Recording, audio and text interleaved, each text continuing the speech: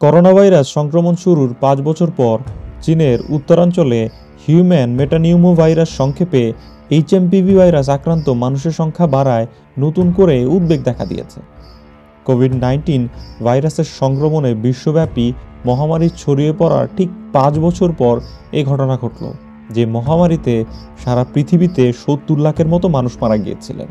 চীনের ঊর্ধ্বতন কর্মকর্তাদের উদ্ধৃত করে বলা হচ্ছে, 14 বছর ও তার কম বয়সীদের মধ্যে সংক্রমণ বাড়ছে।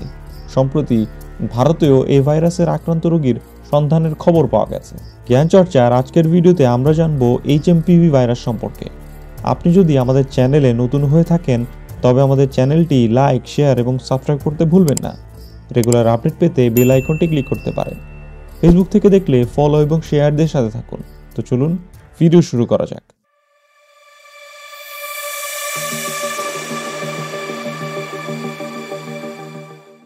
ভিডিও শুরুতেই চলুন আমরা জেনে নেই এইচএমপিভি ভাইরাসটি কি। চীনের centre for disease control and prevention বা সিডিসির ওয়েবসাইটের তথ্য অনুযায়ী এইচএমপিভি কোভিড-19 মতো একটি আরএনএ ভাইরাস, অর্থাৎ এর জিনের গঠন একই। এই ভাইরাসও শ্বাসতন্ত্রে আক্রমণ করে, তবে এরা একই পরিবারের ভাইরাস নয়। অর্থাৎ কোভিডের টিকা নেওয়া থাকলে বা আগে কখনো কোভিড হলেও আপনার এইচএমপিভি সংক্রমণ হতে পারে। কোভিডের ইমিউনিটি আপনাকে এইচএমপিভি থেকে সুরক্ষা দেবে না। যুক্তরাষ্ট্রের centre for disease control and prevention বা সিডিসি বলে 2001 সালে প্রথমে এই ভাইরাসটি শনাক্ত হয়, কিন্তু বিশেষজ্ঞরা বলে হয়তো আরও অনেক যুগ আগে থেকে এই ভাইরাসের অস্তিত্ব ছিল পৃথিবীতে। এখন প্রশ্ন হচ্ছে, এই ভাইরাসটি কিভাবে ছড়ায়? এইচএমপিভি সাধারণত আক্রান্ত মানুষের হাঁচি বা কাশি থেকে ছড়ায়। এছাড়া স্পর্শ, কর্মর্দন অর্থাৎ ঘনিষ্ঠ সংস্পর্শে এইচএমপিভি ছড়াতে পারে। এছাড়া আমেরিকার সেন্টার ফর ডিজিজ কন্ট্রোল বলে এইচএমপিভি রয়েছে এমন বস্তু বা স্থানীয় স্পর্শ কিংবা আক্রান্ত ব্যক্তির হাঁচি বা কাশির ড্রপলেট লেগে থাকা স্থান থেকে, যেমন দরজার হাতল, লিফটের বাটন, চায়ের কাপ ইত্যাদি স্পর্শ করার পর সেই হাত চোখ, নাকে অথবা মুখে ছোঁয়ালে এইচএমপিভি ছড়াতে পারে, অনেকটা কোভিডের মতোই। এইচএমপিভি সংক্রমণ সাধারণত শীতের সময় বাড়ে, যখন মানুষ দীর্ঘ সময় ঘরের ভেতর সময় কাটায়। একজন মানুষ একাধিকবার এইচএমপিভি আক্রান্ত হতে পারে, তবে বিশেষজ্ঞরা বলে এর মধ্যে প্রথমবারের সংক্রমণের তীব্রতা অনেক বেশি থাকে। এরপর শরীর এক ধরনের ইমিউনিটি বা রোগ প্রতিরোধ ক্ষমতা তৈরি হয়, যার ফলে পরবর্তীতে সংক্রমণের তীব্রতা তত বেশি হয় না।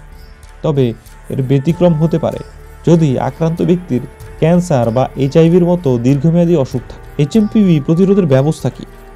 করোনা মোকাবেলায় যেসব সতর্কতা নেওয়া হয়েছিল, ঠিক একই ধরনের পদক্ষেপে এই ভাইরাস প্রতিরোধ করা সম্ভব। যেমন বাইরে গেলে অবশ্যই মাস্ক পরা, 20 সেকেন্ড ধরে সাবান পানি দিয়ে ঘন ঘন হাত ধোয়া, হাত দিয়ে নাক মুখ স্পর্শ না করা, আক্রান্তদের থেকে নিরাপদ দূরত্ব বজায় রাখা, জনসমাগম এড়িয়ে চলা, হাঁচি কাশি দেওয়ার সময় মুখ টিস্যু দিয়ে ঢেকে রাখা এবং ব্যবহৃত টিস্যুটির সাথে সাথে মুখ বন্ধ করা ডাস্টবিনে ফেলে দেয়া এবং সাবান দিয়ে হাত ধুয়ে ফেলা। যদি টিস্যু না থাকে তাহলে কোনোই ভাঁজ করে সেখানে মুখ গুজে হাঁচি দেওয়া। রোগ প্রতিরোধ ক্ষমতা বাড়াতে পুষ্টিকর খাবার খাওয়া, পাশাপাশি পর্যাপ্ত পানি ও শ্বাস প্রশ্বাসের ব্যায়াম করা। সর্দি কাশি জ্বর হলে অবহেলা না করে চিকিৎসকের পরামর্শ নেয়। বিশ্বজুড়ে কোভিড-19 সংক্রমণ ছড়িয়ে পড়ার পর এই ভাইরাস প্রতিরোধে কয়েকটি টিকা তৈরি করা হলেও এইচএমপিভি প্রতিরোধে এখনও কোনো টিকা নেই। বাংলাদেশের ভাইরোলজিস্ট এবং যুক্তরাষ্ট্রের সিডিসি জানায়, এইচএমপিভি নিয়ে এখনই আতঙ্কিত হওয়ার কোনো কারণ নেই। এর বড় কারণ হচ্ছে এটি কোভিডের মতো নতুন কোনো ভাইরাস নয়। 2001 সালে প্রথমে এই ভাইরাসটি শনাক্ত হয়। বাংলাদেশে 2016 এবং 17 সালের দিকে এই ভাইরাসের অস্তিত্ব পাওয়া গিয়েছিল। ভারত, চীন সহ বিভিন্ন দেশে ইনফ্লুয়েঞ্জা ধাঁচের এই ভাইরাসে আগেও মানুষ আক্রান্ত হয়েছে।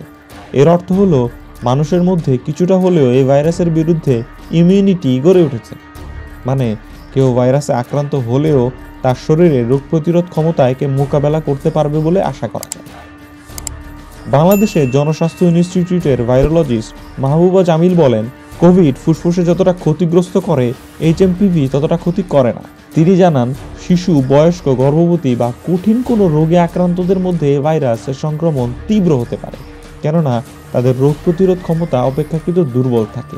সেক্ষেত্রে সবসময় সতর্ক থাকার পরামর্শ দেন তিনি।